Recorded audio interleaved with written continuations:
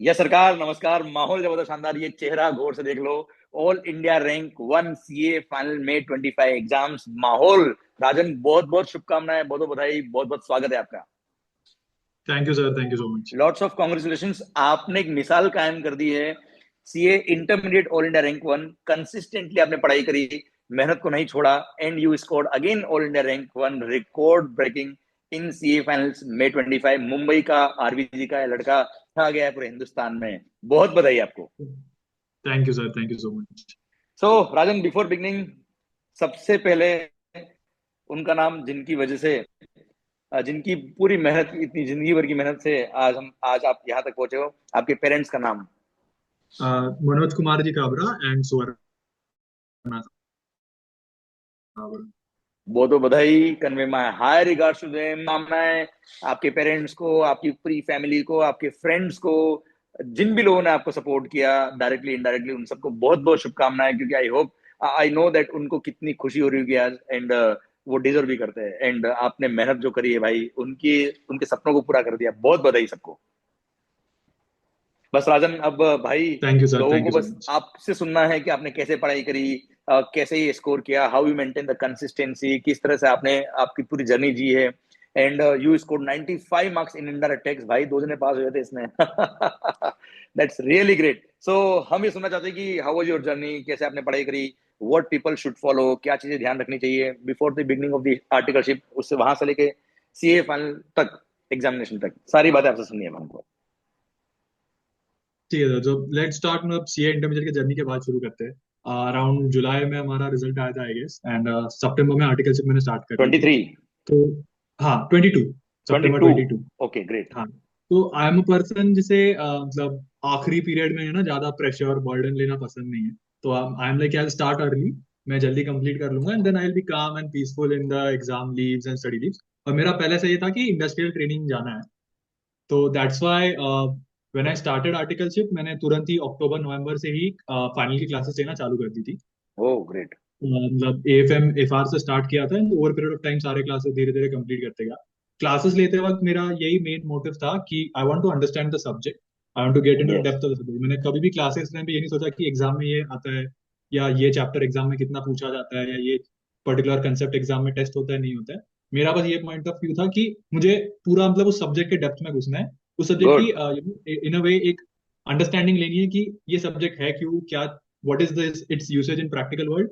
ये मेरा main yes. Motive था क्लासेस के टाइम पे। ना मैंने कोई नोट्स लिए, या ना मैंने कोई पर्टिकुलर नो प्रैक्टिस की। एग्जाम पॉइंट ऑफ व्यू से मैंने कुछ नहीं किया, मैंने बस एक good. Enjoyment subject point of view से मैंने क्लासेस। यस। बहुत बढ़िया। और मतलब वो आप हर उस टॉपिक को इन डेप्थ पढ़ा, हर टॉपिक के सीए बनने की आपने कोशिश करी, not only yes to pass yes the exams. Super. Yes yes, तो एग्जाम पॉइंट ऑफ व्यू से कुछ नहीं किया था। और इसीलिए मेरे क्लासेस शायद थोड़े कंपेरेटिवली मतलब 2 साल के पीरियड के अंदर बिफोर स्टार्टिंग में इंडस्ट्रियल ट्रेनिंग हो गए थे, super. Except DT. Because DT में अमेंडमेंट्स आए थे हमारे टाइम, तो मैंने फिर वो इंडस्ट्रियल ट्रेनिंग के टाइम पे ओके डीटी के okay. Classes and complete IDT आपने कब लिया? किए। आईडीटी मैंने आई थिंक दिसंबर 2023 में लिया था, but I started in Jain okay. 24।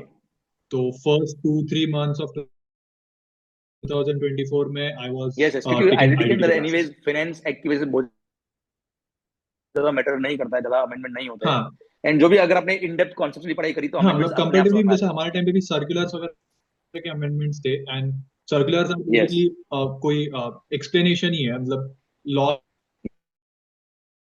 तो यस। वही है, कोई चेंज नहीं पढ़ाते हो। करेक्ट। और जैसे मैंने भी उस टाइम पे मतलब लीगल लैंग्वेज वगैरह पे फोकस किया कि ना अंडरस्टैंडिंग लेना है कि कैसे लॉ का लैंग्वेज होता है। कंपेयर टू मुझे यस जो यस। लीगल सब्जेक्ट्स है जैसे डायरेक्ट टैक्स हो गया, इनडायरेक्ट टैक्स हो गया, इंटर में लॉ था, तो कंपेरेटिवली पसंद थे। तो वो लीगल लैंग्वेज के साथ खेलना, इंटरप्रिटेशन समझना, उसमें मजा आती थी। तो इसलिए गुड। बहुत मतलब वो सर्कुलर जब आए तो इट वाज लाइक कि हाँ ठीक है, I know this thing, to take very an good. Understanding कि अच्छा ठीक है, ये तो पता था बस अब। Yes yes. Very good. So तो इन डेप्थ नॉलेज होना बहुत जरूरी है, जो आपने किया। Very good. हाँ, ये बहुत ज्यादा जरूरी है। और उसके बाद जब मैंने इंडस्ट्रियल ट्रेनिंग ज्वाइन की विच वाज अराउंड सितंबर 2024, तो वो मैंने मन में ठान लिया था कि इस 3-4 पीरियड 3-4 मंथ्स में पढ़ाई तो होने वाली है नहीं, because I was in BCT. Hmm. और मेरा जो केस था वो भी ट्रैवल केस था, तो I was travelling all across okay. Madhya Pradesh. ओ। तो it was a sales based case, तो मैं डिस्ट्रीब्यूशन नेटवर्क वगैरह सेटअप कर रहा था। तो इसलिए मतलब प्योर प्योर ट्रैवल था, मतलब वीकेंड्स पे कभी मुंबई आ जाता था, कभी बाहर रुकता था। तो ऐसा कंपैरेटिवली मतलब पूरा एकदम हेक्टिक केस, अमेंडमेंट्स वगैरह थे वो कर लिए थे। तो this was it before study leave. तो before study leave my focus was simple कि मुझे सारे एक बार क्लासेस कंप्लीट करने हैं। कुछ कुछ सब्जेक्ट्स का जैसे आईडीटी और एफआर का मुझे थोड़ा टाइम मिल गया था, तो मैंने एक बार एक फर्स्ट रीडिंग टाइप कर ली थी after classes and before joining the industrial training. Yes. तो वो मैंने एक नॉर्मल जैसे बोलते हैं ना, रिविजिटिंग द कंसेप्ट्स राइट। या revisiting the chapters correct. And taking an idea of it, वो एक कर लिया था। बहुत बढ़िया। जब मैंने स्टडी लीव स्टार्ट की तो उस टाइम पे I dedicatedly gave around 1.5 months for my first revision. उसमें ओके। आई मतलब मैंने कोशिश तो की थी कि मैं सब सब्जेक्ट्स के मॉक दूं, but at the end of the day मैं ऑडिट और आईडीटी का मैंने मॉक नहीं दिया था। So okay. This was and the you score craziest 95। Thing. हाँ, this was the craziest thing. मतलब आईडीटी का मॉक यस। प्रॉपर 3 hours बैठ के नहीं दिया था, बट क्वेश्चन आंसर सॉल्विंग की प्रैक्टिस वगैरह की थी। तो that was good. Obviously important. और मैं मतलब जो भी यस। प्रैक्टिकल बेस्ड क्वेश्चंस थे, अगर पूरा भी सॉल्व ना कर पाऊँ तो मैं रफ ऑन पेज सॉल्व कर लेता था। मुझे yes, that is very important. ITC का 14 मार्क्स का क्वेश्चन है, तो उसे ऑन अ पेज आप आराम से बैठ के रफ में सॉल्व करिए। प्रॉपर पूरा टाइम देंगे नहीं, बट एटलीस्ट रफ में फिगर्स वगैरह लिख ले कि हाँ ठीक है, सीजीएसटी इतना, आईजीएसटी इतना, एसजीएसटी इतना, ऐसा प्रॉपर कॉलम्स बना के। तो वो एक राइटिंग प्रैक्टिस मैंने कर ओके। ली थी।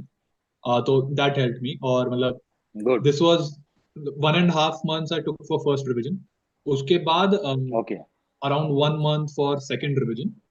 Around one point two okay. Five month second revision में मुझे थोड़ा टाइम लग गया, बिकॉज उस टाइम थोड़ा एक फैमिली फंक्शन भी था, एंड यू नो उस टाइम मैंने थोड़ा सा लॉ और कॉस्टिंग के जो रिवीजन लेक्चर्स भी देख लिए थे, because as of the view की जब नॉर्मल 5 सब्जेक्ट से थोड़ा सा मैं बोर हो जाता था, तो बीच में लॉ कॉस्टिंग थोड़ा सा देख लिया in the sense for IBS. Right. तो ये कर लिया था, and then again it took me 1 month more for third revision. Because third revision में मेरा ये पॉइंट था कि कुछ ऐसे टॉपिक्स होंगे, कुछ ऐसे चीजें होगी जो मैं शायद 1.5 डे में कवर नहीं कर पाऊंगा। ओ। क्योंकि हम्म। At the end of the 1.5 day बहुत छोटा टाइम पीरियड है, and for someone yes. Like me I need 8 hour sleep even during exams. अरे वाह। I want to be calm and peaceful in that 3 hour period. तो इसलिए मुझे पता था कि उस 1.5 डेज में शायद मेरे पास 18 hours के ऊपर नहीं है फॉर ईच ओके। सब्जेक्ट। तो ये मैंने उस हिसाब से प्लान आउट कर लिया। तो थर्ड रिवीजन में माय फोकस वाज कि उस 18 hours का मैं प्लानिंग करूँ, एंड कुछ वो टॉपिक्स मैं अभी पढ़ लूँ जो शायद मैं वो 1.5 डे में नहीं पढ़ पाऊंगा, या फिर पढ़ पाऊंगा यस। बट इतने डिटेल में या कंसेप्चुअली अच्छे से नहीं पढ़ पाऊंगा। करेक्ट। तो इसलिए मुझे थर्ड रिवीजन में भी अच्छा खासा टाइम मिल रहा। गुड। तो this was my overall 4 month study leave, around 3.5 months, and then बीच में जो 10 days का मैंने बफर रखा था, बिकॉज आई न्यू कि कहीं ना कहीं कुछ ना कुछ हो जाता है, यू फॉल सिक और there is yes. Different yes. कुछ हो जाता है, फैमिली में कोई फंक्शन है या कहीं जाना है, नॉन निगोशिएबल थिंग्स है। तो करेक्ट। उसके लिए मैंने 10-15 डेज का बफर रखा था, एंड इट कवर्ड अप, मतलब वो हो गया। At the end of the day में I was like 5-6 days before, तो जब से एफआर का प्रिपरेशन स्टार्ट कर दिया था। ओके। ओके। सुपर तो ये सुपर। मेरी जर्नी था। सुपर, मतलब आपने वेल प्लान्ड, जब आपका आर्टिकलशिप शुरू हुआ उसके जस्ट इमीडिएटली कुछ महीने बाद ही आपने यू स्टार्टेड विद योर ये coaching classes for all subjects. You covered हाँ। All subject except DT. DT last में रखा आपने, बाकी सारे सब्जेक्ट इंक्लूडिंग इनडायरेक्ट टैक्स भी आपने पहले कर लिया टाइम से पहले, सो that you can cover the entire portion आराम से रिलैक्स होकर। और इन डेप्थ आपने पढ़ा। सबसे इंपॉर्टेंट बात जो सारे बच्चों को यहाँ समझना चाहिए, that is her topic, her chapter, her subject इन्होंने बहुत इन डेप्थ और प्रैक्टिकली पढ़ा। इन्होंने केवल पास होने के लिए नहीं पढ़ा, इन्होंने सीए बनने के लिए पढ़ा। तो that is very important. Her topic के आप सीए बने, जब तब जाके आप एक चार्टर्ड अकाउंटेंट बने बहुत अच्छे से, और वो भी all India rank 1। So this is a take which we all should take from you. And आपने वेल प्लान्ड पढ़ाई टाइम से पहले खत्म करके उसका रिवीजन, जैसे आपने बोला कि सर जब मेरी क्लासेस खत्म हो गई फिर डीटी का बैच शुरू हुआ, उससे पहले ही मैंने एक बार वो रिफ्रेशिंग वो वापस से पूरा, यस। वापस से सारे सब्जेक्ट जो थे उसको एक बार आपने पढ़ लिया। उसके बाद जब स्टडी लीव आपकी स्टार्ट हुई, उसके बाद आपने 1.5 मंथ में तो सारे सब्जेक्ट एक बार में कवर कर लिया आपने। Then second division again took around 30 to 40 days for you, कि 1 मंथ से प्लस आपको कुछ लगा। And according to the plan you executed it well, and थोड़ा सा आपने बफर टाइम भी रखा साथ में। सो दिस ऑल ये सारा आपने कंसिस्टेंसी के साथ फॉलो किया। सबसे इंपॉर्टेंट पता है क्या है? कंसिस्टेंसी। तो राजन यार, एक ये समझना है हमको आपसे कि how you could maintain the consistency. आज की तारीख में क्या होता है, सीए फाइनल के अंदर 90% 95% लेक्चर्स ऑनलाइन ही होते हैं। इनफैक्ट 100% बच्चे ऑनलाइन ही लेक्चर लेते यस, हैं। Yes, so yes. How you maintain the consistency? बच्चे क्या करते हैं, लेक्चर ले लेते हैं, लेक्चर स्टार्ट भी कर लेते हैं, शुरुआत के 5 दिन तो खूब जोश में होते, फिर धीरे धीरे जोश होता है ठंडा एकदम। और how you maintain the consistency, what is the key there? तो मतलब मेरा ऐसा था ज्यादा सेड ना कि मुझे कभी भी ऐसा नहीं चाहिए कि एग्जाम के स्टडी लीव के 4 महीने पहले मैं खड़ा हूँ एंड मेरे 2 सब्जेक्ट्स पेंडिंग है या इतने लेक्चर्स पेंडिंग है। तो I just kept clocking my self and telling my self कि आई न्यू माई सेल्फ, मतलब जैसे इंटर में भी किया था, फाउंडेशन में भी था, कि मुझे पता था कि ये मेरा वीकनेस है कि I can not clock in maybe 12 14 16 hours near to the exam. और right. That was one thing. And second, I knew कि मुझे इंडस्ट्रियल ट्रेनिंग जाना ही है, तो इसलिए मैंने उस हिसाब से प्लान किया था। And back of the mind जब भी मैं सोचता था कि नहीं आज नहीं कल करेंगे, आज नहीं हो रहा, आज मूड नहीं हो रहा है, तो बैक ऑफ द माइंड में हमेशा ये सोचता रहता था एंड कि हे इंडस्ट्रियल ट्रेनिंग जाना है, हमें खत्म करना पड़ेगा अभी, you have to finish this so that you can be peaceful during that time 4 month study leave में एंड इंडस्ट्रियल ट्रेनिंग के पीरियड में भी। And I think one thing that help me is मेरा सराउंडिंग बहुत अच्छा बन गया था at hostel and my friends and also everyone study oriented थे एक पॉइंट ऑफ टाइम पे। आई मतलब अंडरस्टैंड। धीरे धीरे आई जैसे जैसे अंडरस्टैंड। स्टडी ओरिएंटेड, शुरू में पीपल वेर लाइक, मतलब शुरू में ऐसा नहीं है कि प्रॉपर स्टडी कर रहे थे, आई प्रॉपरली डिस्ट्रीब्यूटेड माई आवर्स। से फॉर एग्जांपल मैं ऑफिस से आ रहा हूँ, मुझे पता है कि मेरे पास 2 to 3 hours है, maybe I will do a lecture in 2 hours and 1 hour I will pursue my other hobbies. And I used to take shift, जैसे मतलब before this also I was talking with you but I used to participate in quizzes debates वगैरह, right. Conferences में। तो उसके लिए मैंने बहुत मतलब बढ़िया। I used to shift gears. Say for example मुझे पता है कि इस वीक में कुछ कंपटीशन है, कुछ क्विज है, तो उस वीक से फॉर एग्जांपल कोई पढ़ाई नहीं हो रही है, बट देन मुझे पता है कि नेक्स्ट वीक ये होने वाला है, तो उसके पहले जो वीक था उस वीक में then whatever time I am getting that is to be dedicated to studies. Yes, super super. मतलब यू केप्ट योरसेल्फ मोटिवेटेड कि यार मेरे को पता है कि ये करना ही है, जब नेक्स्ट वीक हाँ। मेरे को ये इवेंट में पार्टिसिपेट करने का है, तो आपको बाय हुक और क्रूक आपको पढ़ना ही है, आपका पोर्शन नहीं पूरा करना ही है। पड़ेगा। एंड वो टारगेट को आपने ऐसा लिया कि वो मेरे को लगता है कि वो एक जुनून के साथ, एक चैलेंज के साथ आपने पढ़ाई करी, सो दैट हाँ, कंपटीशन तो करना ही करना है। आई थिंक एक ब्रॉड टाइमलाइन बनाना बहुत जरूरी है ऑफ दिस 3 year पीरियड, मतलब ब्रॉड यस। लेवल, मतलब ऑब्वियसली आप डे टू डे को टाइमलाइन नहीं बना सकते, नहीं बट बना एक सकते। ब्रॉड टाइमलाइन बनाना जरूरी है और उसमें एक बफर रखना भी जरूरी है बिकॉज देर आर एक्सीजेंसीज जिसे आप पहले काउंट इन नहीं कर सकते। तो एक ब्रॉड टाइमलाइन बनाना बहुत जरूरी है। यस, सुपर, बहुत बढ़िया। That is very important. And उसको कंसिस्टेंटली मेंटेन करना और उसको फॉलो करना is very important, and you executed it. तो जितने भी बच्चे यस। देख रहे हैं, राजन काबरा ने तो कंसिस्टेंटली फॉलो किया है, एग्जीक्यूट किया है जो प्लान बनाया उसको। और देखो आपके साथ भी ऐसा कभी होता होगा कि आपने प्लान किया था कि मेरे को आज ये करने का है, पर किसी वजह से, ऑफिस की वजह से या कोई भी और कारण की वजह से, गर्लफ्रेंड की वजह से, है ना? सही बोल रहा ना मैं? नहीं। सही है ऐसा। किसी भी वजह से हो सकता है आपने वो जो प्लान बनाया था वो आपका एग्जीक्यूट नहीं हो पाया, तो उस केस में क्या करते थे, कैसे करते थे आप? How you cope up? हाँ, तो वो एक चीज थी जो मतलब it happens like it's for every student, कोई एक होगा जो ऐसा बोल सके कि नहीं मेरा पूरा एकदम प्लानिंग एकदम सही से था। मेरा तो कभी ऐसा नहीं हुआ, और इसलिए मैंने बोला हम्म। कि I kept a broad timeline. और yes. That's why as I said ना कि buffer you should keep because there are certain exigencies, there are certain non negotiable things जो आपको करनी पड़ेगी। तो करेक्ट। आप मतलब there is no point being guilty और बीइंग रिग्रेटिंग लेटर कि यार मेरा उसमें टाइम चले गया, मुझे उस टाइम पढ़ना चाहिए था। There is no point sitting and thinking over that. जो हो गया वो हो गया। से फॉर एग्जांपल एक वीक में बिकॉज ऑफ ऑफिस वर्क और बिकॉज ऑफ एनीथिंग आप टाइम नहीं दे पाए पढ़ाई को, ठीक है, नो वरीज, आप वीकेंड पे कवर अप कर लो, वीकेंड पे भी कवर अप नहीं कर, then next week you will have to churn in. If you planning to do 2 3 hours daily, तो थोड़ा हाफ एन आवर बढ़ा दो। अगर आप चाहते करेक्ट। थे कि एक ही लेक्चर करूंगा या एक लेक्चर का एक पार्टी करूंगा, तो एटलीस्ट वो पूरा पार्ट कंप्लीट कर लो या और एक एक्स्ट्रा लेक्चर कर लो। बिकॉज आई गेस जो आपके वीकेंड्स वगैरह पे आपके जो क्लासेस होते थे उसमें बहुत सारे पार्ट्स होते थे, बिकॉज मैंने करेक्ट। रिकॉर्डेड लिया था, उसमें बहुत सारे हाँ। पार्ट्स होते थे। कभी कभी ऐसा कोई ऐसा छोटा टॉपिक उठा लिया कि ठीक है ये पार्ट तो आज कंप्लीट ही कर लेंगे, तो yes. You will have to manage things. Then फिर आपको जब आप आगे जा रहे हो तो just stop thinking about the past, जो हो गया वो हो गया, आप उसको चेंज तो नहीं कर सकते। तो नाउ करेक्ट। थिंकिंग लेटर कि अब मैं इस टाइमलाइन में क्या चेंज कर सकता हूँ कि उसी लेवल की पढ़ाई जो मैं पहले करना चाह रहा था वो मैं अभी भी कर पाऊँ। Super super. And as far as GST is concerned, बहुत सारे लोग हम्म। क्या समझते हैं, indirect tax is a theory subject, और मेरी ओपिनियन में any taxation subject can never be a theory subject. तो आपको यस। पढ़ते हुए क्या लगा, थ्योरी लगा या प्रैक्टिकल सब्जेक्ट लगा? Indirect tax is like pure मतलब प्रैक्टिकल है मेरे हिसाब से। तो कुछ यस। कुछ जैसे असेसमेंट वगैरह वाली चीज है उसमें थोड़ी थ्योरेटिकल चीज है, बिकॉज उस टाइप में इंस्टीट्यूट उस टाइप के क्वेश्चंस पूछती है उसमें। Yes. But generally institute practical जिन सब्जेक्ट्स में क्वेश्चंस पूछ, जिन टॉपिक्स में क्वेश्चन पूछे, दैट इज मोर और less practical. There are certain right. Topics which are theoretical and I think the pattern of asking questions of institute की वजह से वो theoretical बनी है। आइडियली तो प्रैक्टिकल वर्ल्ड में आप असेसमेंट और ऑडिटिंग वो ज्यादा प्रैक्टिकली करते हो over doing returns and all, because return and all is the procedural aspect of yes, things. Right, actually ideal world में, प्रैक्टिकल वर्ल्ड में जो असेसमेंट ऑडिट है, जो थ्योरेटिकल इंस्टीट्यूट पूछती है, actually that is more practical. Yes, right, वो institute के question answering pattern की वजह से वो थोड़ा सा थ्योरेटिकल हो जाता है, बट एनीवेज मोस्टली टैक्सेशन, क्योंकि इंटरप्रिटेशन इन्वॉल्व होता है। एंड राइट, देयर इज एक, द थिंग इज, एक ट्रांजैक्शन में there are two three concept which are being applied. Correct, तो that is the thing that I love about taxation, मतलब be direct tax, be indirect tax. That yes, is the thing that I love. एक ही transaction में, एक ही चीज में आपके दो तीन कंसेप्ट लग रहे हैं, उसमें आरसीएम भी हो सकता है, बट अगर आरसीएम में बट कहीं एग्जाम्प्ट है तो आरसीएम का सवाल ही नहीं उठता। तो yes, that was the thing, that thing attracted me most. Yes, yes, क्योंकि उसके अंदर topics are interconnected. And yes, indirect tax is a tax on transaction यार, बहुत, मुझे तो बहुत मजा आता है पढ़ाते वक्त इनफैक्ट, और आई होप आपको भी पढ़ने में मजा आया होगा इसको, सब्जेक्ट को। पढ़ने में तो बहुत मजा आता है सर, इसलिए बस, मतलब जैसे मैं, हाँ हाँ बोलिए। मैं वही बोल रहा था कि वही टैक्सेशन का, वही मुझे सबसे ज्यादा चीज पसंद है कि there is so much intermingling, interconnection, and that's why what I love.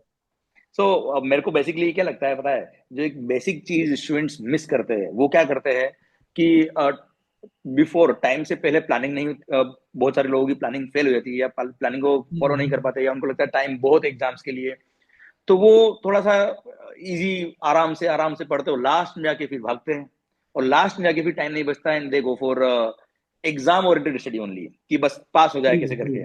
तो वहां ट्रू। उनको क्या लगता है, फिर वो सब्जेक्ट का इन डेप्थ अंडरस्टैंडिंग नहीं होता है। इन डेप्थ अंडरस्टैंडिंग नहीं होता है तो उनको सब्जेक्ट से प्यार नहीं होता है, उनको मजा ही नहीं आता पढ़ने में। फिर उनको लगता है कि यार बस वो बस जिंदगी काटनी है उनको, बस ये खत्म करना है कैसे भी करके पोर्शन। बट आप में मैंने अभी बात करते हुए क्या ऑब्जर्व किया, you started loving the subject, और प्यार, यस। पता है, प्यार करते नहीं, प्यार हो जाता है ना। हाँ हाँ, राजन मैं कनेक्ट कर पा रहा हूँ आपकी सारी बातें, ध्यान रखना, समझ रहा हूँ सब मैं। तो प्यार करते नहीं, प्यार हो जाता है। सो अगर आपने हर शब्द को इन डेप्थ पढ़ा है, जैसे इनडायरेक्ट टैक्स है, उसको अगर इन डेप्थ पढ़ा है, कॉन्सेप्ट को बहुत अच्छे से आपने डील किया है, आपने समझा है उसको कि कहाँ से क्या हो रहा है, देन डेफिनेटली आपका जो आउटकम है वो बहुत अच्छा आने वाला है, और सब्जेक्ट्स में धीरे धीरे आप जितना इन डेप्थ उतरते जाओगे उतना ही आपको मजा आने लग जाता होगा, आई थिंक। और वही आपके साथ यस, हुआ है शायद। ये सर, मतलब सभी सब, फ्रैंकली स्पीकिंग, जब मैं 4 मंथ की स्टडी में मैंने स्टार्ट किया, तो मैंने देखा कि 5 सब्जेक्ट्स है। जनरली एफआर एंड टैक्सेशन में मतलब आई लाइक दो सब्जेक्ट्स, आई लव दो सब्जेक्ट्स, यू कैन से। तो वो तो सॉर्टेड है। एएफएम इज कंपैरेटिवली स्कोरिंग, तो वो सॉर्टेड है। तो जब मैंने बैठा तो फिर मुझे समझा कि audit is the thing which I do not like much, और स्कोरिंग भी नहीं है। करेक्ट। तो before what I analyse for each subject, और फिर मैंने उस हिसाब से उसकी जो स्ट्रैटेजी थी वो फाइन ट्यून कर ली। मतलब जैसे सुपर। ऑडिट में आई वांटेड, मतलब जैसे ऑडिट में इफ आई से कि I wanted to give more efforts, because I knew कि शायद ये स्कोरिंग भी नहीं है और मुझे भी पसंद नहीं है। तो उस हाउ हिसाब मच से यू मैंने हर स्कोर सब्जेक्ट 83। ऑडिट में? हाँ, हाँ। अरे भाई, लोगों के 40 में ही बैंड बजाती है यार। सुपर। तो ये होता है AR1 जिसकी मेहनत के लिए बात, वो बोल रहा है मुझे पसंद नहीं था सब्जेक्ट, फिर भी ही इसको 83 मार्क्स। सुपर यार। और पर ये क्लियरली शो करता है आपका hard work and dedication. Thank you sir. Indirect tax में 95 मार्क्स, यार क्या बात कर रहा है। आपने पहले सर सोचा था कि इनडायरेक्ट, हाँ, ये स्कोरिंग एक सब्जेक्ट मैं है? बात बताना यस, चाहता हूँ। Please. Indian tax comparatively scoring subject माना जाता है, एंड यस, आई थिंक मई 2022 में अक्षत गोयल, उनके 97 आए यस, थे। 97 अपना स्टूडेंट था तो वो। Yes. Akshat is a good friend, मतलब मेरी उनसे बात होती रहती है। अरे वाह, ग्रेट। आ, तो आई वाज लाइक कि इनडायरेक्ट टैक्स इज सब्जेक्ट जिसमें शायद अक्षत का रिकॉर्ड की तरफ हम सोच सकते हैं। तो ठीक है, हाँ, दोनों yes, say that is a different thing. ठीक है यार। But I was thinking of that way for indirect tax at least. Okay, okay. And you started preparing to score great, great, great in indirect tax, and वो हुआ भी 95 marks, अपने आप में बहुत बड़ा अचीवमेंट है यार। Super. I hope, yes, I think you might be subject topper of this indirect tax, I think. Might be, might be. Yes, yes, 100%। 95 is record breaking marks यार। 97 अक्षत ने भी जब स्कोर किया था, वो भी अपने आप में रिकॉर्ड ब्रेकिंग था, और अब तक शायद 97 वो तो आया भी नहीं रिकॉर्ड किसी के, ब्रेकिंग। है ना। हाँ। पर ठीक है, 95 भाई, और ऑल इंडिया रैंक 1, बहुत जबरदस्त, शानदार। So can you tell in detail कि किस तरह से हर सब्जेक्ट को अप्रोच किया जाए, या स्पेसिफिकली इंडायरेक्ट टैक्स की बात करें कि उसको कैसे अप्रोच किया जाए, so that in depth knowledge मिल पाए बच्चों को, एंड उसको क्या केवल एग्जाम पर्पज से पढ़ना चाहिए, या प्रैक्टिकल लाइफ से कनेक्ट करके पढ़ना चाहिए? Just give me 2 seconds, sir.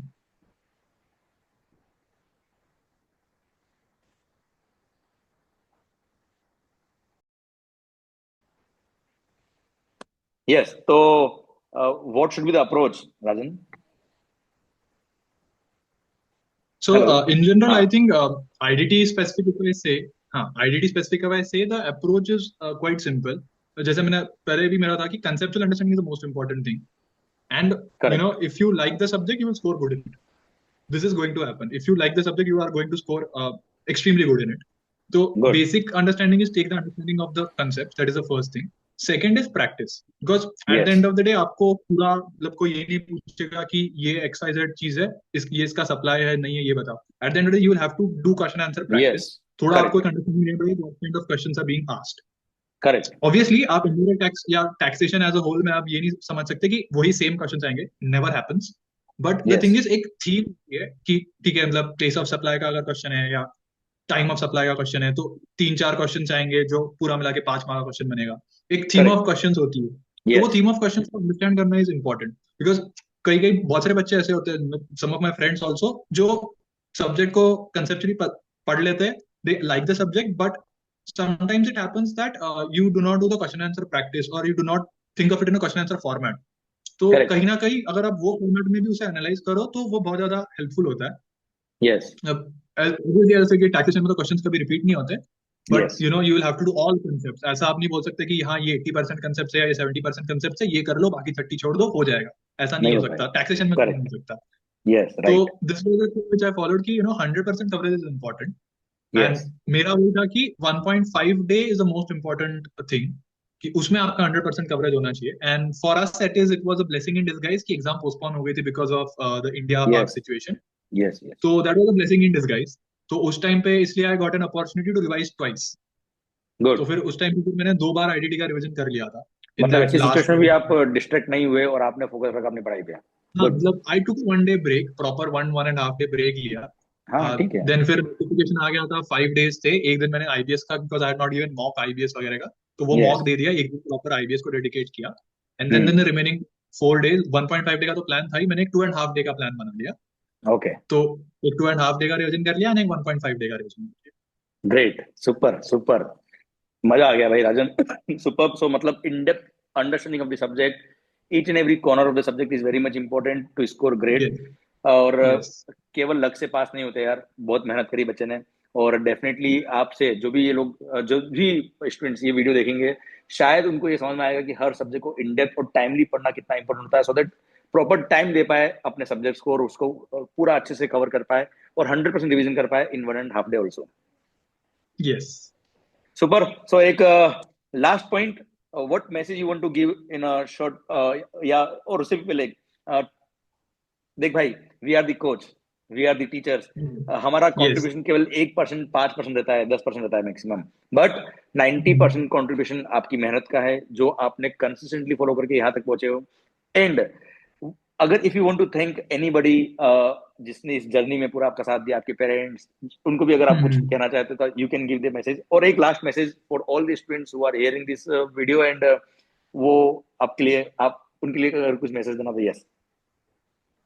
Yes, sir. So firstly, message for the people who helped me. I think, you know, when you start, so obviously parents are there. But you know, for me, my sister has been a very important factor in this entire journey. मतलब Okay. मैं बहुत सारी जो मेरी planning भी होती थी, जैसे मैंने बोला कि 1.5 मंथ्स का प्लान बनाया, 1 मंथ का प्लान बनाया फॉर अ रिवीजन. मतलब she is not a CA, she is a doctor, she does not know our curriculum, but she used to help me in planning those things out. Okay. अब पापा CA होने के बाद भी मैं पापा के पास प्लानिंग के लिए नहीं जाता था, मैं दीदी के पास प्लानिंग के लिए जाता था कि हाँ ठीक है ये चीज करनी है, तो इस तरह से हम प्लान बनाते हैं. ऐसा तो I used to discuss, I want someone जिसको मैं शेयर कर पाऊँ कि हाँ ये मेरा प्लान है, ये सही लग रहा है, नहीं लग रहा है. तो that I used to do with sister. So she helped me in that way. Parents का इंस्पिरेशन, मोटिवेशन, सपोर्ट तो हमेशा होता ही है. That is like no brainer, वो तो है ही, मतलब उनके बिना तो कुछ है ही नहीं. सिंपल सी बात है. And most important, I think I want to thank my teachers, mentors, because बहुत सारे ऐसे छोटे छोटे डाउट्स होते हैं. मतलब 4 मंथ स्टडी लीव में मैंने मेरे सीनियर्स से ऐसे एकदम सिलियस डाउट्स पूछे, जो रिसेंटली पास्ड आउट थे या जो सुपर सीनियर्स थे, उनसे भी एकदम सिली डाउट्स पूछे. अगर मैं आज वो डाउट्स देखूं तो लगे ये क्या बेकार डाउट पूछा था मैंने उन्हें. बट एक माइंड बिल्डिंग में, स्ट्रेटेजी बिल्डिंग में उन लोगों ने बहुत ज्यादा मदद की है. तो उनका भी बहुत I would like to thank. And obviously teachers तो है ही, without them, you know, the course is I think, you know, course में ऐसा है कि देयर इज नॉट एकदम क्रेजी कुछ स्टफ है या बहुत ही हार्ड चीज है. The course is vast, and उसमें इट्स वेरी इंपॉर्टेंट कि कोई आपको एक डायरेक्शन दे कि ठीक है, this is the thing which you know need to understand, so that from a conceptual understanding point of view, from an in-depth study point of view, teachers have helped a lot. So thank you. thank you to everyone. And a message to the students, I think, you know, as a from a journey also, as I, you know, introspect and say think that, you know, what worked for me is being consistent and being confident. तो Yes. Because you know हम हमेशा एक kind of जो environment है in the CA curriculum is like बच्चे पास नहीं होते, पास percentage बहुत कम होता है. यू नो अगर आप उसी चीज को बार बार सुनते रहोगे, उस नेगेटिविटी के अराउंड घूमते रहोगे, तो आपके Yes. साथ वैसा ही होगा. What is Hmm. important is having a positive attitude. ठीक है, Yes. 10% 18% बचना, whatever you be in True. that 10% or 18%, that is most important. And Yes. one thing which I think, you know, never aim for that 300 mark or that 50-40 mark, because अब जितना M करोगे उससे कम ही मिलेगा. This is going to Correct. Happen. Like Yes. This is the Yes. Truth. वो जैसे वो कहावत है मतलब इंग्लिश में, aim for the moon and you will land in the stars. Yes. So I think that is a best you know phrase that works for CA exams. If you think of 300, you will get 250. If you think of Correct. 350, 400, you will get 300. That is like which what I have observed, and over the period of time, you know, I've seen my friends, I've seen my colleagues. This is the thing that happens. So that Great. is a And message for students: be yes. confident and be consistent. And I want to add something. Always aim for the moon, हाँ हाँ जैसे आपने बोला. But आपने वो हाँ. moon को चाहने की जो चाहत रखी है, उसके अकॉर्डिंग मेहनत भी अगर करी है, तो you landed on the moon only, यार. Great. We can. Yes. You landed on the moon only, यार. Superb, superb, Rajan. That's really great interacting with you, guys. जो भी राजन को देख रहे हैं अभी, आप सब लोग भी कोशिश करो कि बी कंसिस्टेंट, बी डिसिप्लिन्ड. ठीक है, थोड़ा बहुत मजा, थोड़ा जीवन का मस्ती भी होना चाहिए. बट अगर आपने आपकी जो पढ़ाई है इसी को एंजॉय करना सीख लिया, इसी को इन डेप्थ पढ़ लिया और इससे प्यार अगर आपको हो गया सब्जेक्ट को, तो ये बर्डन नहीं लगेगा आपको. And you will start enjoying your study. और ये जर्नी जीना जिसने सीख लिया, डेस्टिनी तो मिलना ही वाला है 100%. So always enjoy your journey. Yes. And yes, destiny आपको मिलने वाला है, बहुत धमाकेदार मिलने वाला है, शानदार वाला मिलने वाला है. So Rajan, all our wishes for you guys, for you बेटा. एंड हमारी पूरी टीम, जितने भी हम टीचर्स है, जितने भी हमारे वाइम कॉन्सेप्ट में जितने भी हमारे टीम मेंबर्स है, सब ने बोला है सर हमारी तरफ से भी उनको विश करना. And all the very Thank best you. For your future. And I wish कि आप ऐसे ही कंटिन्यूअसली कॉन्स्टेंटली मेहनत करते रहे और आगे बढ़ते रहे, सबके लिए इंस्पिरेशन बनते रहे, और लाइफ में ऐसे मुकाम पे पहुंच जाए कि एक दिन मैं भी तुमसे मिलने के लिए इंटरव्यू अपॉइंटमेंट लूँ और उसके बाद आपसे मिलने आऊँ. ऐसा तो सर द थिंग इज, ऐसे मुकाम पे अगर पहुंच भी जाए ना, तो टीचर्स को अपॉइंटमेंट लेने की जरूरत नहीं होनी चाहिए. अरे thank you. Just kidding, I know that. Thank you so much Rajan. And you are so grounded बेटा, यू आर सो ग्राउंडेड. मजा आ गया बात करके आपसे. आई होप आपकी लाइफ में भी ऐसे ही मौका मिलते रहे आपको. एंड यू नो, मैं एक बात सबको कहता हूँ कि आप कितने ही सक्सेसफुल क्यों ना हो जाओ, पर आपको जो जिंदगी में आप चाहते हो मुकाम तभी हासिल होते हैं जब आपका एटीट्यूड अच्छा है. And you know, your attitude defines your altitude, और वो आपने दिखता है. Thank you sir. All the best Rajan, keep in touch. And जब भी मुंबई में आता हूँ पार्टी करते हैं, माहौल बनाते हैं शानदार वाला. Yes yes sir, yes sure. अभी तो आप थैंक यू. औरंगाबाद में हो ना, right? Yes yes. Okay okay. Sambhajinagar. संभाल. Yes yes. चलिए, all the best, enjoy life. Thank and you. माहौल बना मस्त वाला माहौल, एकदम शानदार. All the best and yes sir. Convey my regards to your parents. Thank you so much. Yes sir, sure sure. Thank thank you you sir. Rajan, thank you. Thank you. Bye. Bye.